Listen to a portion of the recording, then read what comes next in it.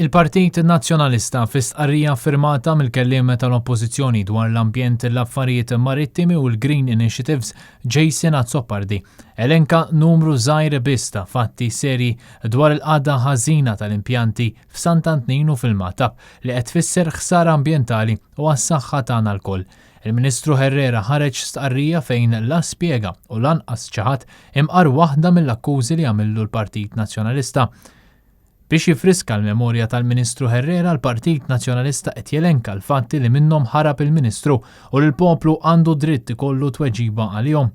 L-intejjen insapportabbli mill-inċeneratur tal-Marsa u mill-impjant f'Sant'Antnin f'Marsa Scala.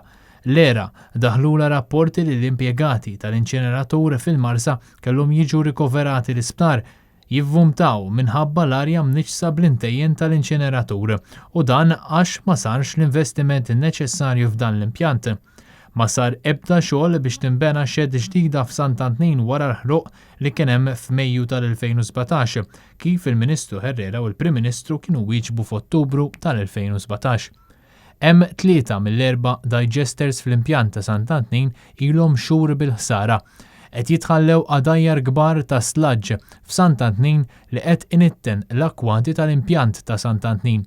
Hemm ħafna apparat fil-Malta Nord il-Matab li huwa bil-ħsara bil-konsegwenza li mhux isir is-separazzjoni tal-kontenut tal-Borża l-Griża bil-konsegwenza li qed jispiċċa mirdum. Peress li l-Partit Nazzjonalista u l-poplu jimpurtahom mill-fatti iswed fuq l-abjad u mhux il-kliem flajru tal-Ministru Herrera, il-Partit Nazzjonalista qed jisfida lill-Ministru Herrera biex illum stess iħalli lill-midja tidħol bil-kameras sija fl-impjant ta' Sant'Antnin u l-Matab ħalli n-nies ikunu jafu min qed jgħid il-verità u min qed jaħbi il-verità.